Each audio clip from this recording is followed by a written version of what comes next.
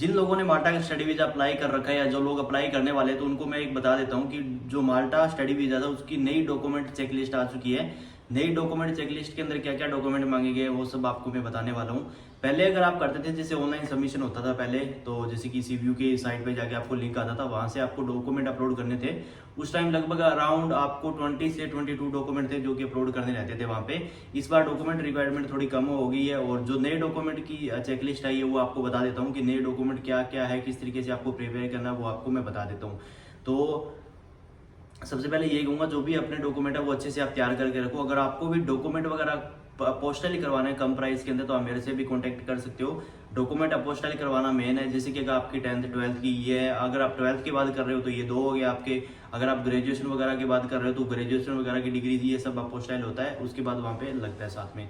तो अब चलो, जो भी मेन लिस्ट है ये वो आपको बताता हूँ, और वहाँ पे साथ में और जो भी डिटेल है वो आपको बता दूंगा मैं। तो जैसा कि अब आप लोग स्क्रीन पे देख सकते हैं, जैसे कि आप बता देता हूँ, यहाँ पे अगर सबसे पहले आप देखोगे high commission of Malta India, Malta student religious visa checklist visits 90 days and list. ये जो एक आपको चीज़ और बता देता हूँ, लोगों के मन के अंदर ये डाउट होता है कि ये जो वीज़ा मिलता है ये 90 डेज़ का क्यों मिलता है। इसके अंदर ना दो कैटेगरी आती है, एक तो होता है शॉर्ट टर्म जिसको सी क्लास बोलते हैं, और लॉन्ग टर्म कैटेगरी का होता है जिसको डी क्लास वीज़ा बोलते हैं।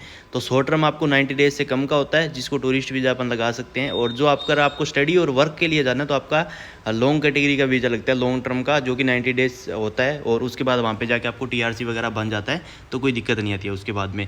तो फिर नीचे क्या है, document should not be printed back to back, है ना, यानी बता रखिए जो डॉक्यूमेंट आपके वो बैक टू बैक प्रिंट नहीं होनी चाहिए, मतलब कि आगे और पीछे दोनों साइड पे।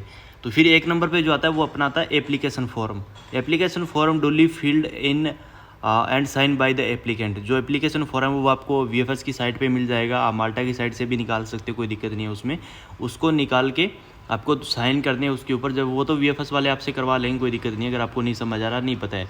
फिर 2 नंबर पे क्या आता है, 1 recent passport size photograph in colour with background, है ना, विद बैकग्राउंड कलर होना चाहिए, व्हाइट कलर के अंदर मांग रहे हैं, ये रीसेंट फोटो होनी चाहिए आपकी। इसका जो साइज है वो है 3.5 सेंटीमीटर से लेके 4.5 सेंटीमीटर ना, 3.5 centimetre by 4.5 centimetre. Please do not staple the photograph to the application form. आपको एप्लीकेशन फॉर्म जो फोटो है उसके ऊपर आपको स्टेपल नहीं करना है, ठीक है। इसके बाद 3 नंबर पे जो डॉक्यूमेंट आता है वो आता है पासपोर्ट ट्रैवल डॉक्यूमेंट मस्ट। आपका पासपोर्ट मस्ट होता है, जो कि आपके 10 सालों के अंदर इशू किया गया हो, और उसकी 3 मंथ कम से कम वैलिडिटी होनी चाहिए इस तरीके से, और 3 उसके अंदर खाली पेज होने चाहिए, ये इन्होंने यहाँ पे बता रखा है। फिर आता है 4 नंबर पे ओवरसीज ट्रैवल मेडिकल इंश्योरेंस। आपको एक मेडिकल इंश्योरेंस चाहिए होता है ना, जो कि आपका 1 ईयर का होता है। सबसे पहले अगर आप करते हो तो 1 ईयर का होता है, उसके अंदर आप जैसे 50,000 यूरो 1 लाख यूरो का कवरेज उसके अंदर ले सकते हो। बेसिकली इन्होंने तो यहाँ पे 30,000 यूरो का ही रिक्वायरमेंट करा है, ज़्यादा नहीं करा है ना। तो बाकी यहाँ पे आप देख सकते हो, purchase from the one of 16 citizen recognise insurance companies in India, जो कि इंडिया के अंदर है, वो आप उनसे परचेज कर सकती हो इसको, ये ऐसी चीज़ यहाँ पे बता रखी है। 5 नंबर पे आता है फ्लाइट रिजर्वेशन ऑफ रिटर्न और राउंड टिकट। ये अगर बहुत सारे लोगों के मन के अंदर डाउट रहता है कि फ़्लाइट टिकट कैसी लगाएं, भी अपने ओरिजिनल लगाएं डमी लगाएं, तो भाई इन्होंने कहीं ऐसा नहीं लिखा है कि आप ओरिजिनल दो, डमी लगा सकते हो। मोस्ट ऑफ केस में डमी ही लगती है, लगभग 90 से 95 केसेस के अंदर डमी फ़्लाइट टिकट ही लगती है, चाहे टूरिस्ट वीज़ा हो, चाहे वर्क हो, चाहे स्टडी वीज़ा हो, कोई भी हो, है ना। इसके बाद जो 6 नंबर पे आता है वो होता है इनविटेशन लेटर। इनविटेशन लेटर जो टूरिस्ट वीज़ा वाले हैं उनको लग पता ही होगा। अपन यहाँ पे स्टडी वीज़ा की बात करें तो स्टडी वीज़ा का इनविटेशन लेटर क्या होता है, कॉलेज की तरफ से जो आपको जो ऑफर लेटर मिला है या फिर एक्सेप्टेंस लेटर मिला है ना, वो आपको यहाँ पे मेंशन डालना है साथ के अंदर। फिर आता है कवरिंग लेटर फ्रॉम सेंडिंग। ये कवरिंग लेटर आपको कॉलेज वाले देंगे, उसके अंदर वो आपको बताएंगे, कोई दिक्कत नहीं है, ये आपका हो जाता है। फिर आता है proof of being a student. फिर आपको एक प्रूफ देना है स्टूडेंट का, जो कि आप ऑलरेडी मार्कशीट वगैरह जो अपनी है वो सारी लगा सकते हो। फिर आता है proof of financial means of applicant. इसके अंदर क्या है, original private bank statement showing movements in the last 3 months duly stamped and sign by the bank. इसके अंदर आपको जो एप्लीकेंट है उसका 3 मंथ का बैंक स्टेट मांग रहे हैं, आप 6 का दो, कोई दिक्कत नहीं है, 3 का मांगते हैं ये तो, जो कि बैंक से स्टेपल और साइन किया होना चाहिए, बैंक का स्टाम्प और मोर जो भी है वो आप देख सकते हो उसके ऊपर होना चाहिए। फिर कहता है Indian income tax return acknowledgement for the last 2 year assessment year. फिर जो पिछले 2 साल है उसकी आपको ITR देनी है ना, जो कि अपना कंपोजिशन वाली जो पेज होती है, एक्नोलॉजमेंट नंबर जहाँ पे होता है, एक छोटा सा आता है, एक तो आता है बड़ा पेज का 5-6 पेज होते हैं उसमें, एक छोटा आता है सिंगल पेज के ऊपर, जिसके अंदर आपका बताया होता है फाइनेंशियल ईयर कौन सा है और आपने किस तरीके से कंपोजिशन करी है, टैक्स कितना आपका और नेट इनकम वगैरह, ये सारी उसके अंदर मेंशन होती है। फिर आता है 10 नंबर पे प्रूफ ऑफ अकोमोडेशन। एक पे क्या था, कन्फर्म्ड होटल बुकिंग आ गया, फिर of the declaration of proof completely field and, इसके अंदर क्या है, बेसिकली आपको होटल बुकिंग देनी है। ये अभी ना नई रिक्वायरमेंट कर रहे हैं। पहले क्या था, पहले आपको लगभग 26 डेज़ की होटल बुकिंग देनी पड़ती थी। होटल हॉस्टल जो भी आप लगा सकते हो, कोई दिक्कत नहीं है उसमें। फिर इस बार इन्होंने क्या कर दिया, इस बार आपको 91 डेज़ की रिक्वायरमेंट कर रहे हैं। वो 91 डेज़, क्योंकि 90 डेज़ का आपको वीज़ा देते हैं, और फिर 91 डेज़ की वो होटल बुकिंग की रिक्वायरमेंट कर रहे हैं। होटल की, हॉस्टल की, जैसा आपको सूटेबल रहे आप उसी तरीके से बुक कर सकते हो। ये भी डमी कर सकते हो, कोई पेड वाला आपको ज़रूरी नहीं है।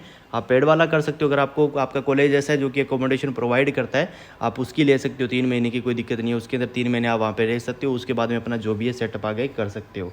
इस तरीके से ये भी आपको लगाना यहाँ पे मैंडेटरी है। इस बार ध्यान रखना 91 डेज़ का है। जो भी स्टूडेंट अभी अप्लाई कर रहे हैं वो 91 डेज़ का होटल बुकिंग करके लेके जाना, नहीं तो वहाँ जाके आपको पंगे पड़ने वाले हैं, ठीक है।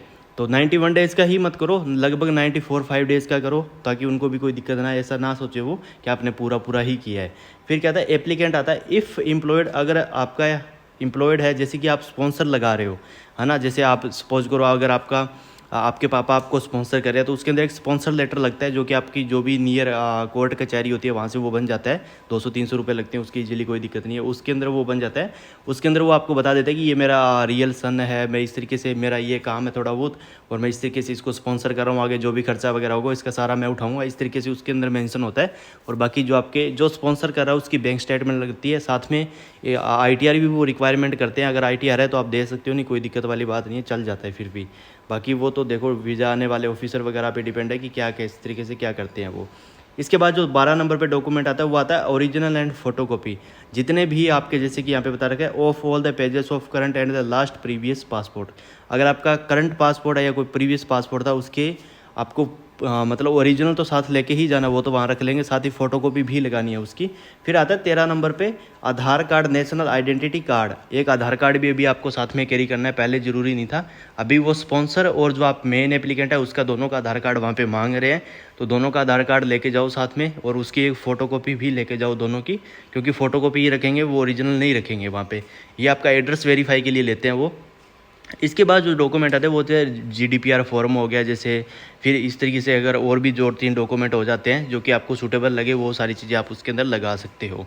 अगर अभी भी आपको कुछ डाउट है, कुछ पूछना है कि और कौन से डॉक्यूमेंट हम ऐड कर सकते हैं, क्या नहीं कर सकते हैं, तो आप उसके लिए मेरे को कमेंट में पूछ सकते हो, इंस्टाग्राम पे मैसेज कर सकते हो, तो मैं जितना हो सकता है आपकी ज़रूर हेल्प करूँगा।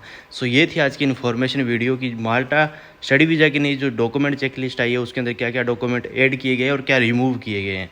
तो अगर वीडियो अच्छी लगी तो वीडियो को लाइक करें, शेयर करें और साथ ही चैनल को सब्सक्राइब जरूर करें। मिलते हैं नेक्स्ट वीडियो में। Till then take care, good bye, जय हिंद।